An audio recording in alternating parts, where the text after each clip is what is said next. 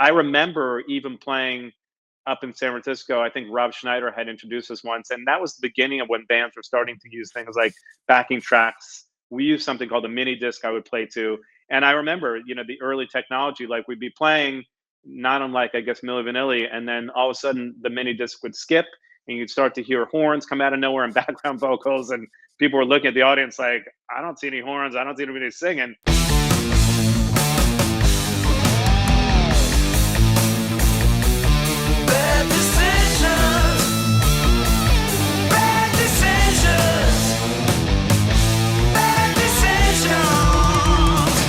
Welcome back to the Bad Decisions podcast, where we lead not with celebrity, but with story. I'm your host, Scott Nathan.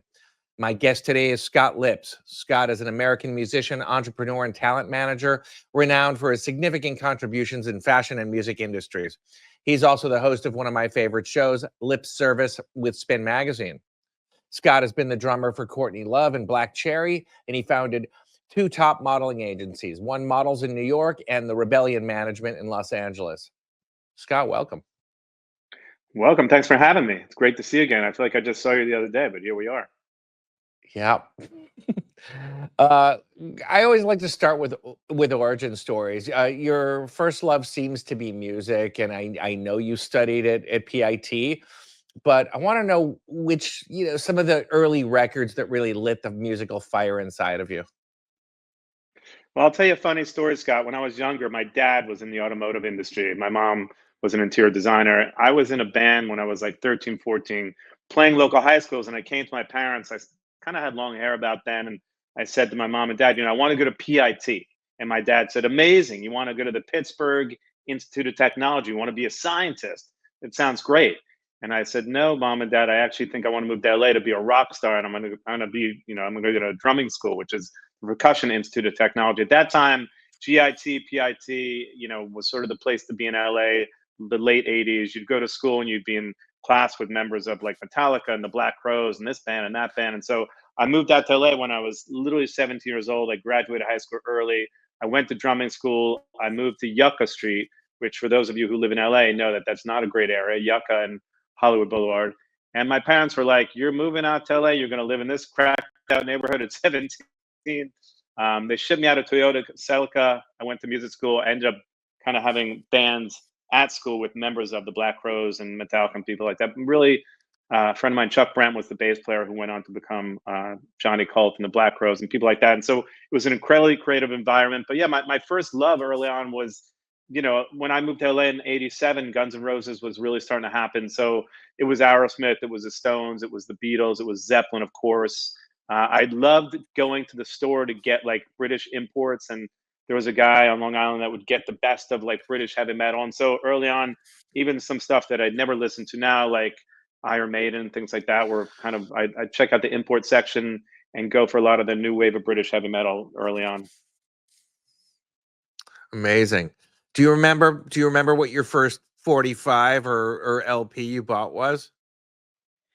I don't remember. I kind of remember more about my first concerts. I know that Earth, Wind and Fire was one of my first concerts, which is weird because you wouldn't think, given my kind of rock background, that would have been one of my first concerts. I'm pretty sure I went to a Triumph concert. I definitely went to an Iron Maiden concert. I think that I got I'm pretty sure I got like stampeded in the front row of Madison Square Garden at an Iron Maiden concert. I was like probably 16 and people were like stepping all over me. It wasn't great. And I think I might have went to a Billy Joel concert. Those are some of my first early memories of like what I went to. But I was into everything. You tend to borrow records from like your brothers and sisters. And so, yeah, I mean, my sister had an Earth, Wind and Fire record. My brother wasn't into rock and roll, but I would just get music from wherever I could. I definitely had a strong heavy metal and hard rock background growing up. And that first Motley Crue record, Too Fast for Love, is, I think, still one of the best records to this day. One of my favorite records. That was definitely one of the first records I remember getting, probably in like 84 or something. A classic, yeah. But to me, the concert was omnipotent for me. The first rock concert I ever went to, a non-going with my parents' concert, was Kiss 77 Alive 2 tour. And the hydraulic lifts and the plumes of fire. For a 13, 12-year-old, I was just like, these are my people. This is what I want to do. And I was very lucky out of the gate. Go ahead. I was going to say, Scott, I'm sorry to cut you off. I know that your whole podcast is based on stories. So, speaking of Kiss, when I Yeah. was 14, I remember going to Paul Stanley. A friend of mine lived in Paul Stanley's building, and I was in a cover band. We were playing like the best of Iron Maiden and Ozzy and Van Halen. And I literally took a cassette of my cover band. At the time, we probably recorded on a boombox and went to his building and somehow slid this cassette under his door with a note that said, "If you ever need a band to open up for you, I got you. You know, we're the band." My band was called Cathedral, a nice Jewish boy with a band named Cathedral, and Yeah. and that's what happened. I mean, obviously, no one responded. I'm sure Paul Stanley, when I interviewed him later on, probably didn't remember that I had been the kid that had slid a cassette under his door. I mean, quite intrusive. But back in the day, I was hustling from the time I was 14 years old. You do what you gotta do, you know? John Bon Jovi wasn't afraid to walk into radio stations. Exactly. You do what you got to do. Lit Little industriousness. Um, what else did I wanna ask you? Oh, you have a Keanu Reeves story. Would you mind sharing that? Yeah, I mean, for a while there, Scott, I dabbled in photography, and I think early on, Courtney Love, who I've been playing with here and there. I mean, we haven't played in probably. I don't think we performed in probably about 5 years or so. We did the Lana Del Rey tour maybe 7, 8 years ago. I don't remember exactly what it was, but yeah, I mean, I've been playing with her on and off. Before then, as you mentioned, I was in a band called Black Cherry. I played with a guy named Marty Fredrickson. But because of my connection to music and because I represent all these people, I think early on people were thinking, why don't you take pictures? I had started a blog many years ago called Pop Lips and started photographing a lot of people I work with, celebrities, ASAP Rocky to whoever, models, influencers, before like the influencer thing was like a thing. And I dabbled in photography. I never really learned how to use the camera.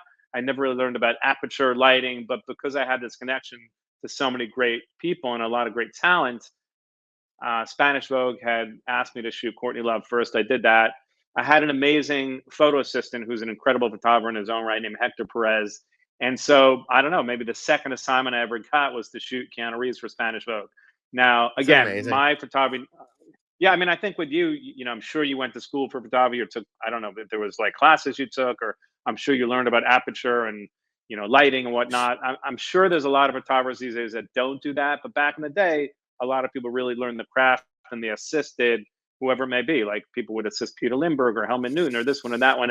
I didn't really know Yeah. what I was doing, but I knew the feeling about photography and what I wanted to do. So I got this assignment to shoot Keanu Reeves for Spanish Vogue, which was pretty exciting. I also didn't know how much time they gave you, as you and I had spoke about when you shot celebrities. So it was like a 9 or 10 page story. Hector was working with me, who's a great photographer. We show up, I try and make small talk with Keanu. He was in a band too. He still is in a band, Dog Star. So my band at some point had opened up for his band or played with his band in the Valley at a place called FM Stations back in the day. So, there's that whole music Sure. connection. We chatted for a second. And I started shooting him. And because this was my second shoot, I never really learned, as I mentioned, how to use the camera properly. So I was shooting him. I couldn't get the camera to focus because it was a new camera that Hector had rented me. I really didn't take the time to learn about, although a lot of them are just, you press the button once and it focuses. And this was not that camera. So I literally couldn't get the camera to focus. And I started panicking.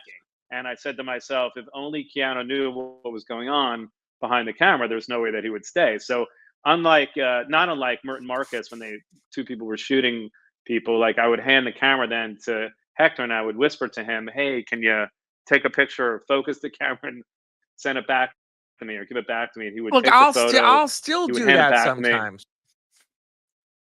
I mean, there's a Well, I mean, I would finite only number of things.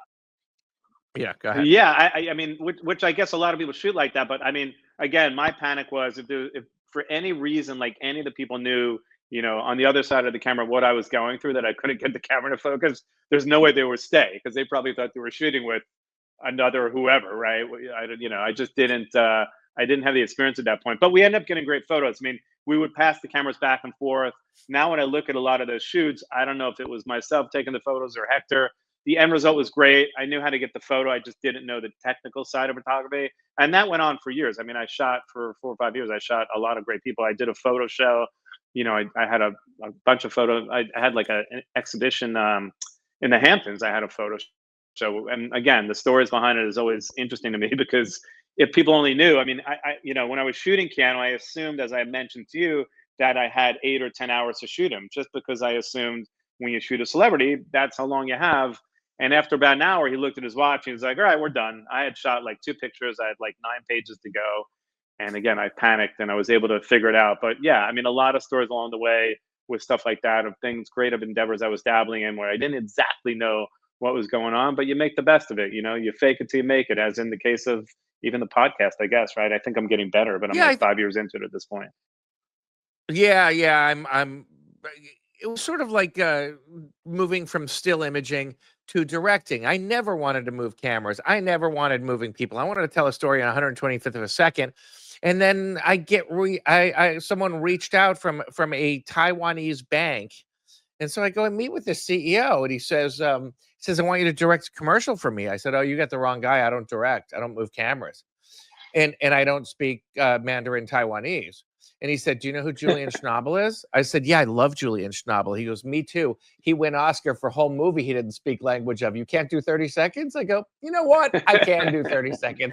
I'll take the job. And that's how that happened. But I think the most important thing, whether it's photography or music or anything, is vision. No, I'm not going to name any names, but there are plenty of A+ list photographers that don't really know an f-stop from a bus stop, but they have vision and you can outsource the rest. And these days, I don't know if anyone cares, right? Because people, kids are taking photos with their iPhones and they're actually shooting campaigns with their iPhone. Yeah, I and mean, as much as I Rick would Rubin love makes people to care about it. Yeah, Rick Rubin makes great records, but he doesn't play musical instruments from all reports. He says he can't even get signal through a console. But so yeah, is he a producer? Yeah, but I think he might. I think instead he might be the greatest A&R guy, or one of them ever. So Definitely, it's definitely. Yeah, you need to have the how ears and you need to have the vision for sure. the instincts. All right, Yeah. so tell me about the Black Cherry. It's you and Paul Black, who is the singer of LA Guns, which is funny because just 2 episodes I had Tracy Guns on the show. Yeah, I mean, Black Chair was the first band when I moved to LA that I joined. I really didn't know, again, I didn't know anyone in LA. I was a kid from Long Island. I had never been around like anything like hardcore drugs or anything like that. Again, I grew up in the 5 towns on Long Island. I don't know if you're familiar with that area, Scott, but it's not I am, exactly yeah. it's not exactly slumming it. It's a really nice area. So I move out to LA, I go to this music school, and I think I might have answered an ad and Paul came over. I'd never really seen anything like him. He was, definitely that goth rocker thing that was going on at the time. Incredibly skinny. Later on, I found out, there was other factors involved with the skinniness. Um, yeah, I mean, we were sort of. I mean, Paul was, as you may or may not know, in like a legal dispute with LA Guns for many years, and so he wrote a lot of those songs on the first record. And so, Black Chair Yeah. would be playing the same songs that LA Guns were playing out in the clubs, and we became pretty big out here. I mean, we were probably one of the, you know, I guess we were one of the top bands in that scene for a while. There was kind of two scenes, right? There was like the Dale Gloria scream scene, where it was sort of the underground bands like Jane's Addiction, and you'd have bigger acts like Iggy Pop and Lords of the New Church and bands like that that would come through. And so we were part of that scene. And then there was the Gazzarri scene, which we were not part of, which was more of the Poisons and the Great Whites of the world. So we definitely fell into that underground kind of sleaze rock, Junkyard, the Hangmen, Killed for Thrills, a lot of those bands, and we did well. But again, I think because Paul was in this legal dispute with the label, we ended up getting a development deal with A&M Records, but they didn't really want any part of us being part of a bigger lawsuit. So we went as far as we could, and after that, I played with a guy named Marty Fredrickson that went on to become one of the biggest producers in music for a while. Worked with Aerosmith and Ozzy and Mick Jagger and a host of people. I even played with a band called the Boogie Nights that became Steel Panther. Steel Panther Oh is still yeah. kicking and doing well. And the Boogie Nights was our like disco version of that band. Before they were Steel Panther, they were a disco band. So there was a guy named Jamie that was the singer of a band called Roxanne that masterminded like all these disco bands. He probably had at a certain point there's probably 8 or 9 kind of crews of different disco bands working the scene. And we were starting to make real money. We were making like $1,000 a night, some of us, to play disco. And we're all these guys in like hard rock bands that were not making money playing rock and roll. Some of us had record deals, some of us didn't. Some of us were in pretty established bands, but for some reason, disco was the key. And, that led to those guys forming Steel Panther out of the ashes of like this disco band, believe it or not. So you must have really nailed the old 4 on the floor with kicks, disco move. I did. I did. Believe it or not, Scott, I actually got out there. It's weird. I'm not a great dancer, but I would get in front of the audience and do that like Saturday Night Fever, John Travolta dance. We all had wigs. I had the John Travolta wig on. Some guys had like afros on. It was it's probably still a thing. I'm sure if you Google the Boogie Nights, it's still a thing. I have not checked in lately to see what they're up to, but there was like 8 or 9 versions playing in Vegas, and at some point, some of these bands were getting like $30,000, $40,000 a night to play disco. I remember even playing up in San Francisco. I think Rob Schneider had introduced us once, and that was the beginning of when bands were starting to use things like backing tracks. We used something called a mini disc I would play to, and I remember, the early technology, like we'd be playing, not unlike I guess Milli Vanilli, and then all of a sudden the mini disc would skip, and you'd start to hear horns come out of nowhere and background vocals, and people were looking at the audience like, I don't see any horns, I don't see anybody singing, but there's It's music coming weird, but out. people accept it now because, like, I went to a friend's show recently at the Whiskey a Go Go, and it sounded like an album. And then I was talking to him after the show, and he's like, "Yeah, I sequenced the whole thing. It's not." He goes, "I do play guitar. Everyone here is playing, but you can't get tone like this without, filling in all the other stuff." Uh, and then he said, "Did you like it?" I said, "I did like it. Is it possible to like trigger samples for the drums?" And he goes, "Yeah, why?" I go, "Oh, because the drums didn't sound as good as the rest of the track." And he was like, "Thanks." But it's true, you ask. Yes, so Um, many artists use backing tracks. I'm torn. I mean, I think that if you go to see pop stars now, they're not really singing, and the whole thing is lip syncing. That's kind of cheating. I think if you're adding supplemental instrumentation like keyboards and an extra guitar or some background vocals, that is what it is. I mean, people want I to couldn't agree sound, with you more. yeah. I So think there's also a line which, like, who's the performer and who's the artist. Like when, like no one has ever performed live at the Super Bowl for a reason. right, that's true. So, we play the cards we're dealt. So let's roll back to Courtney a little bit. How did you first meet Courtney Love? It's a funny story. So I had a 10-year anniversary party for my company, One Management, at the time. This was in 2001, I believe. Oh no, sorry, excuse me. 2011. I formed the agency in 2001. 2011. Given my background, we were just looking for like a musical artist to perform, and we kind of went through different ideas with my buddy Nur Khan, who's been running a lot of New York nightlife for many, many years. At the time, he had a place called the Hero Ballroom. So we decided to have the venue at the Hero Ballroom. It was going to be our 10-year anniversary party. And I think somehow because I was friendly with Nikki Sixx, I contacted him and I said, "What about Motley Crue playing at the 10-year anniversary party?" He said, "Look, we're going to be too expensive, but you could probably hire Vince or something." So we got a sponsor. We ended up flying Vince to New York. For some reason, Vince canceled after we flew him. He was in New York. I don't know what happened. He had a sore throat. He got sick. Who really knows what happened? Maybe nothing happened. He just decided after we flew him there he didn't want to do it. But we were left with like 24 to 48 hours to find an artist. And this was somewhere around Labor Day. Fashion Week was just about to begin. And so myself and Nur, who's connected to a lot of artists, started going through a lot of the artists. And he said, "What about Scott Weiland?" And I said, "Look, I love Stone Temple Pilots. I'm not sure if people are going to really relate to the solo stuff because unless it's STP, I don't know if people are going to know his solo material." Started going through other artists, and Nur had mentioned Courtney, and I reached out to her manager, who I'm very friendly with, and he was like, maybe Gym Class Heroes could be good, maybe Cobra Starship, and I'm like, both bands are great. It's not really my vibe. I'm more of a rock guy. I had already learned a lot of the Motley Crue songs with one of my best friends, Robbie, who's a guitar player who manages a lot of artists. And so we were going to be playing Kickstart My Heart and Girls, Girls, Girls, and all these songs. And so, needless to say, having 24 or 48 hours to find someone at the last minute and learn the set if I was going to perform was challenging. Nur asked Courtney, and she said, okay, and then kind of like went away for a day and a half. And I still didn't know if I was going to like play with her, and I asked the manager, and he said, just, come to sound check, we'll figure it out. So here I am, I'm like woodshedding all these songs. I had no idea if I'd end up like playing that gig or be in the band or anything. It really, the idea was just to do the party and see if she would agree for me to perform at the party with her. So I played sound check with the other guys. We flew the other guys in from one guy was in London, another guy was in San Francisco. And we flew them into New York. We ended up doing a sound check. She didn't come to sound check. I think she said to the other guys in the band, if he's some kind of like fashion guy on the drums, I'm not showing up if he sucks. If he's good, let me know. So we played a song, and the rest of the band turned around and said, "I think you might be better than our current drummer." And I said, "Incredible! I mean, that's amazing. I'm flattered, and thank you so much." And they told her to come down. She walked in. We hit it off right away because of the fashion connection. We had a ton of mutual friends. We ended up playing that night. It was very electric.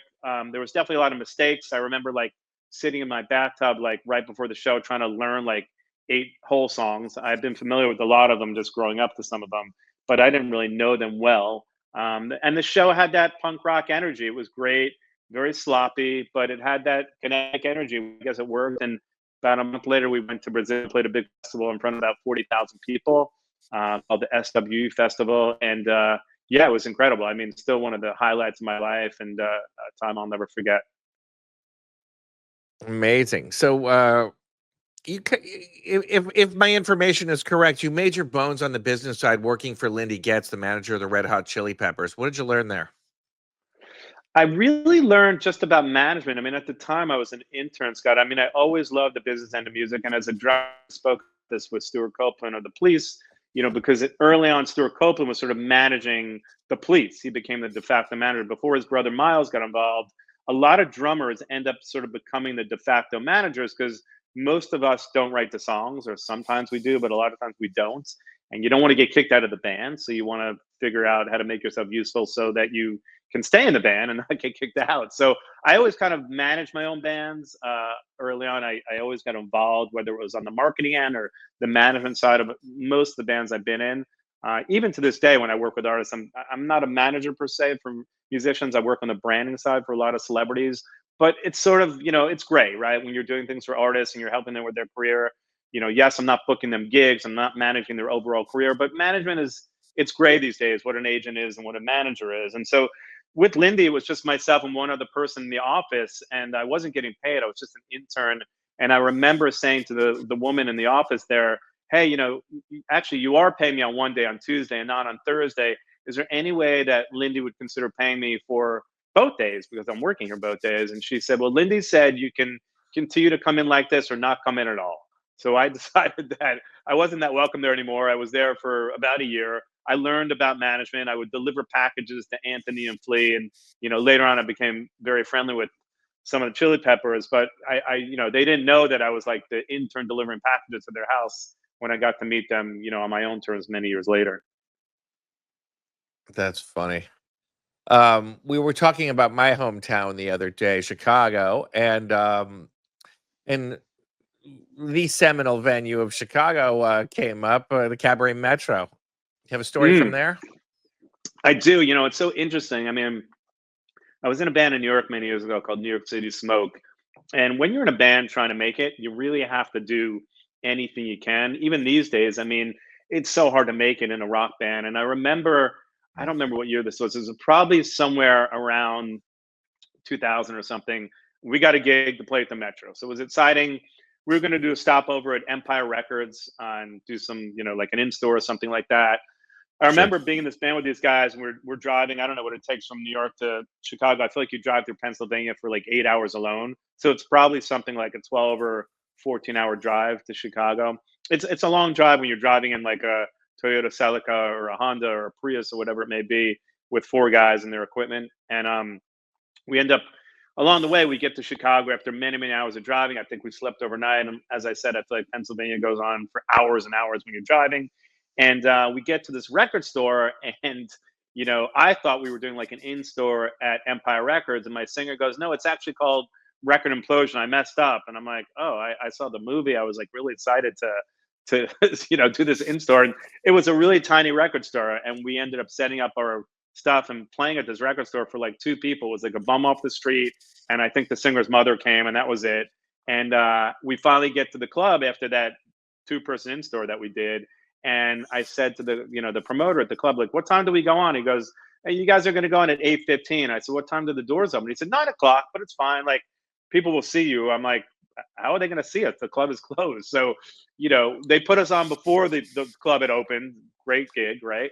And I Yeah. guess maybe on our last song or two, people were starting to kind of get into the venue. But I mean, who wants to drive, 24 hours to play for 2 people? I mean, there's so many Spinal Tap moments when you're playing music early on like that, and you have to do whatever it takes to make it. And so, yeah, we essentially drove many, many hours to play for a handful of people. I think that's very typical. I mean, we didn't have the pods and Spinal Tap when you're trying to open them up and they're not opening them. None of that happened. But I think so many bands can relate to like getting lost backstage and driving for hours to play for like one or two people, only the bartender. And so, yeah, I mean, that's kind of the trials and tribulations you have to do when you're sort of trying to make it in a rock band early on. And I think everyone has that rite of passage. I remember when I was a little kid, I was at a record store one day and they said, "We have this band playing on Sunday.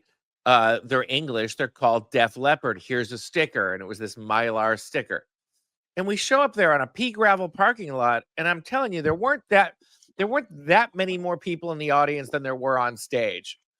And this was a super group. Yeah. I'd been to many early Cars, Flowers, Maroon 5 shows where there were more people on stage than there were in the audience. And they caught fairly quickly. But yeah, came back to the Cabaret Metro. I mean, Smashing Pumpkins was basically their house band. Exactly. And it's fertile. But the Metro is a magical venue. And I saw so many important gigs there, from Metallica to Tool to Filter to Nine Inch Nails to everyone in It's a great between. venue. It's a special place. And Joe Shanahan, the owner, is still a dear friend all these years later. Yeah, unfortunately, we were not opening up for Tool or the Smashing Pumpkins in front of thousands of people. We were playing for the bartender. But those are the things that you have to do again when you're trying to make it. Yeah, but you also did play in front of 45,000 people with Hole, so there's that. That is true. That is true. I mean, in fact, it's funny because at that point I was probably, I don't know, 45, Scott. I really didn't think that that was in the cards for me. I never thought I'd get to go on tour. I ended up getting a tour with Lana Del Rey with Courtney, and we played the Hollywood Bowl. We played a lot of iconic venues. We played at Red Rocks. I mean, that was not in the cards for me. So the fact that I got to do that was incredible. It's something I'll never forget. And those are some of the best moments of my life. Did you know I worked at Red Rocks? I was a summer intern there for 3 summers. I did. Is there anything you Oh, haven't done? Because I feel like we have so many connections in this world. owned a house, got married. There are a few things. Yeah. What else did I wanted to ask you a little bit more about your agency. I don't know who's current, who's not, but it's an impressive lineup that I read. You had Nicki Minaj, Norman Reedus, Steve Aoki, Tiesto. Tell me your path to creating an upstart agency and securing high-level talent.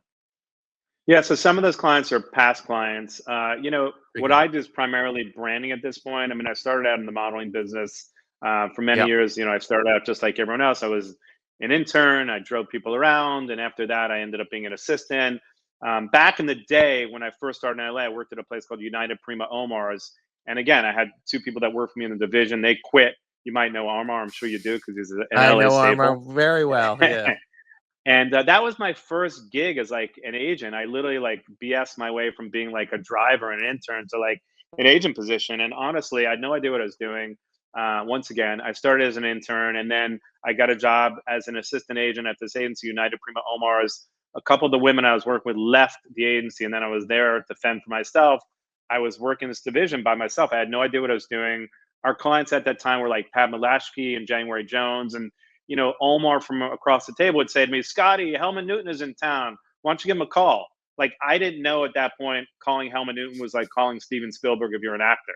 And I was just Yeah. coming from being a musician and a drummer. And so I figured, I'll call Helmut Newton. What's the worst that's going to happen? Like, he can hang up the phone to me. So Omar would say, "He's at the chateau. Just give him a buzz." Again, not something you really do. I mean, I guess years later, it'd be equivalent to like calling Steve Meisel on the phone. No agents were Sure. really calling him unless you were this guy named Louis that had a relationship with him. So, yeah, I would call up Helmut Newton and say, "Hey, I got some people in town. I'd love you to see them on a go." He'd hang up the phone on me, and then I call back, and I kept calling until I got him, and eventually, like, he would end up seeing people for me. But I had no fear early on, like in the business, because I just figured coming from music, if people didn't like me, if they weren't interested in who we're representing, they didn't have to talk to me. And really, at the end of the day, I came from music, so while I respected everyone's art and I was really appreciative of everyone being very open. At the end of the day, for me, it like people are people, right? If someone doesn't like you, Yeah. don't pick up the phone, don't talk to you. So I really kind of came from a place, and many years later, I read that book called The Mailroom, and R. Emanuel kind of had that same kind of outlook on life where he had no fear and he would just call people and cold call people. And later on, I got to meet him in that same way. And yeah, I just, I started out like that. And when I sign people now, I work with them on the branding side. I work with some great talent. I have great talent on my site. Sometimes there's people on the side I work with day in, day out. I mean, we actually represent Courtney still. I have people I work with like Ice Spice, Helena Christensen, many Devin Aoki, a ton of people. Over the years, I work with countless amounts of people, from ASAP Rocky. You mentioned Nicki Minaj, Tiesto, a ton of people. Um, you know, Clients come and go, and sometimes you work with people for years, and sometimes it's for like 6 months, sometimes it's for 20 years. It just depends. I work really hard, but at the end of the day, it's a changing business. People can get to talent many ways now. People can DM people. People can get to people through a publicist, an agent, a manager, a cousin, an uncle, a mother. So the business has changed a lot. When I started One Management, there was probably 8 agencies in my space, and there's probably 150 now. And they're not all 150 household names, but yeah, it's a changing business with a changing landscape for sure. And I think it's about sort of being forward thinking. Many years ago, I represented this sort of digital AI model before it was like a thing. I think I was one of the first people to work with influencers in my space. From what people tell me, I had one of the first divisions for it. So I'm always trying to be ahead of the curve, but it's changing a lot. And I think, what's next? I mean, with AI, it's interesting. I mean, it can entirely like wipe out the e-com side of what I do. I don't Yeah. personally work on that so much. I really work on the big celebrity deals. But yeah, I mean, it's very likely that could completely obliterate, that part of the business for sure. Yeah, I think it's a total erosion of the middle class, and I'm just using this as a metaphor. I think a lot of businesses, you're either driving a Rolls Royce or washing the windows on one. Exactly. Exactly. It's definitely changing. And again, I want to be part of the future versus part of the past, because I think the past there was a lot of agencies that didn't have websites in my space for like years until after like it was a thing. Like I'm talking like 7 years in huge agencies. So people aren't always the most forward thinking in my industry, but I'm trying to progress and grow with what's happening with the times. So I primarily work on celebrity endorsements now, but as a whole, my agency does represent hundreds of people and hundreds of talent. Yeah, it's did you see that that Ethan Hawke interview the other day about his daughter and the influencer world? I didn't really see it, but I saw a post about it where he had said, it's despicable that people kind of cast films based on Instagram followers.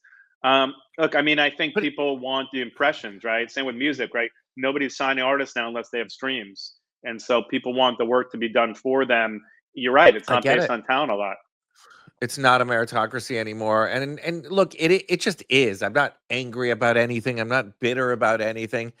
But I will say it in my not very humble opinion, movies don't look as good as they used to. No one cares. Right. Records don't sound as good as they used to. No one cares. Pictures don't look as good as they used to. No one cares. But it's just the way it is.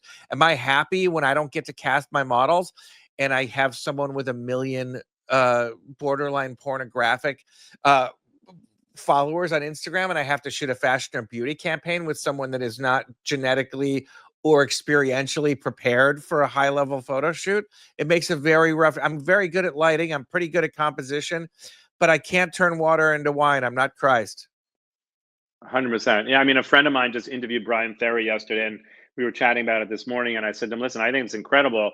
I don't know what kids care about these days. I do know that a lot of times, like, it's really about that quick fix, and it's about that adrenaline and just seeing something on TikTok for 10 seconds, right? And if you're not getting those endorphins just by checking something out and responding to it right away, like, do people care about the history of film and TV and music? I wish they did, but I'm not sure they do anymore."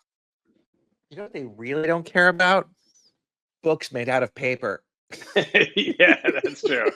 Yeah. What's a book? I don't even know what that is. Yeah, and it's, for an independently published book, it's done just fine. But Yeah. but people are like, "What are you doing? You Yeah. were a tech guy. Why are you going analog?" And I'm like, all Well, creative talk about pursuits have talk value about to the me. facts. Yeah, I was gonna say, Scott, talk about the fact that bands used to have to get in a rehearsal room and play for weeks and months and hone their craft and tour around the country to really make it. And you still have to do that, but there are a lot of people now that are doing it with a laptop, right? There's records that are getting made on Zoom. If you talk about my industry, like I don't think people are as interested anymore about interning at agencies, right? I don't know, there's so many other career choices out there with AI and with tech, and I think people would rather stay home sometimes and figure out a way to kind of game the system and not always put the work into it. And I wish people would. Some people do, but a lot of people don't want to put the work into things.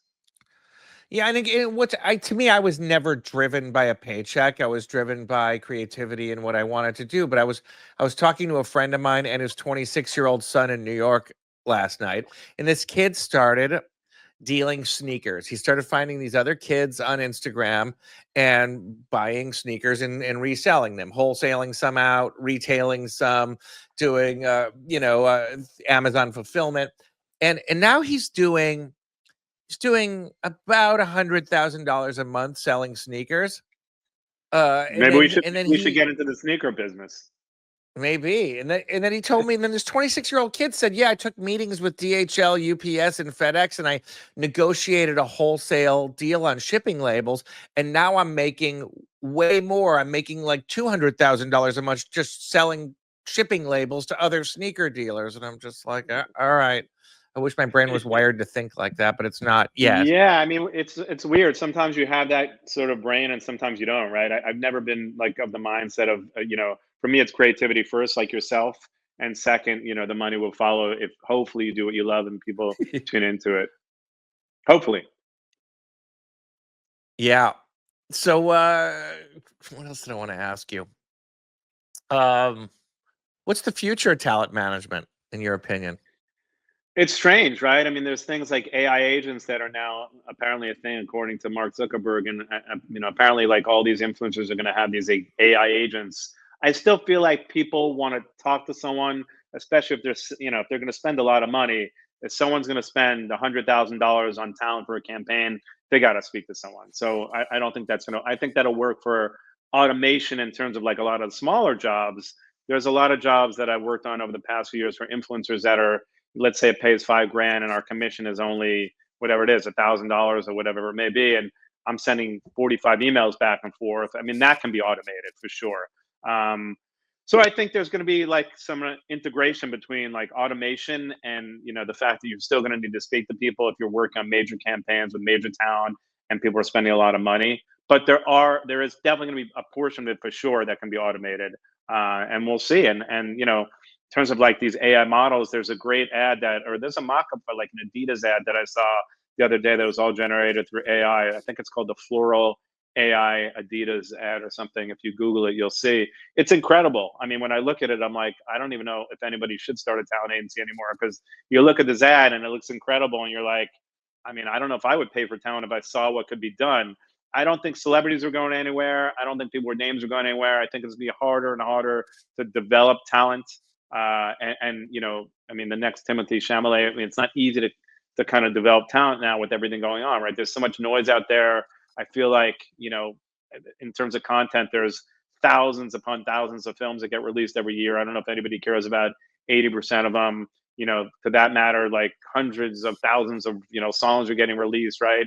And it's hard to break through. So I feel like the It future was of talent always hard, management. but it was always Now it's hard, but harder. I think it's the same number of needles in a much larger haystack. I agree. I think the future, to your question, sorry, kind of a long answer to a short Yeah, question, is probably going to be a combination of where the world is going, technology and AI, and human interaction. agreed. Agreed. So let's get back to lip service. I love this show because I could talk music with Thank you. anybody all day, every day. Tell me some of your favorite episodes of Lip Service, and also tell me how you got involved with Spin Magazine. Sure. I started doing the podcast probably 4 or 5 years ago, Scott. I started working with a company called Dash Radio, which you might know. It was sort of like a competitor to Sirius early on. Mhm. And I met someone that got me on that radio. It was sort of a digital radio station. I didn't really, again, had no idea what I was doing early on. Randy Jackson was, I think, my second guest, and Randy's great. You just press I record, love as you Randy. know. Yeah, I've known Randy since the '80s. Yeah. I love him. He talks, you don't have to do much. And then someone heard that episode and said, I think you have a knack for this. I didn't really have a knack for it. It was Randy that carried the show. But, I think the success of the episodes is really based on how great your guests are. I've definitely interviewed some guests like in the last couple of years are not the easiest. I'm sure you've had some of those where it's hard to get like stories out of people. It's hard to get them to Yeah. talk. And so, I'm still learning how to navigate those waters when they're not great interviewees. I hooked up with Spin Magazine a couple years after I started doing the show.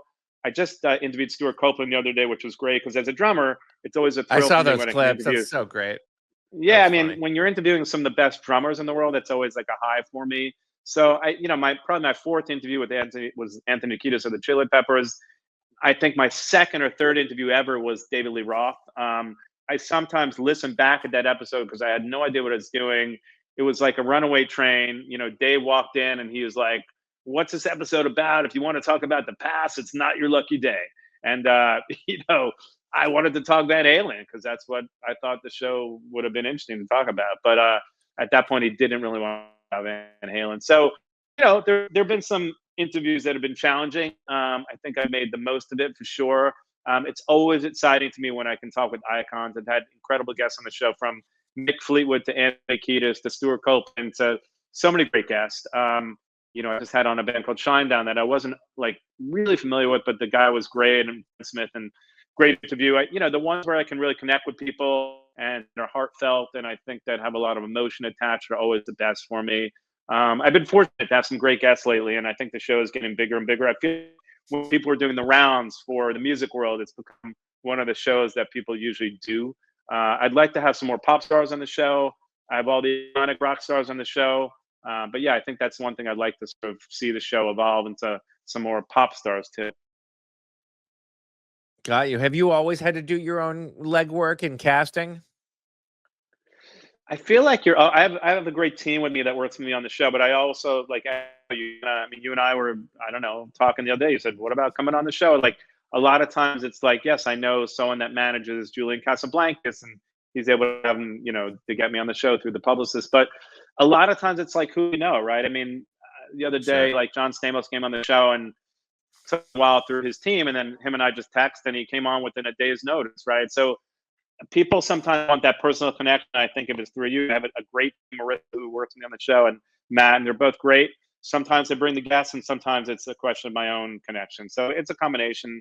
I think, Got you. again, nice in another 10 years, not hustle like I'm hustling, because I'm still working at 5 in the morning to 2 in the morning at all hours, whatever I need to do.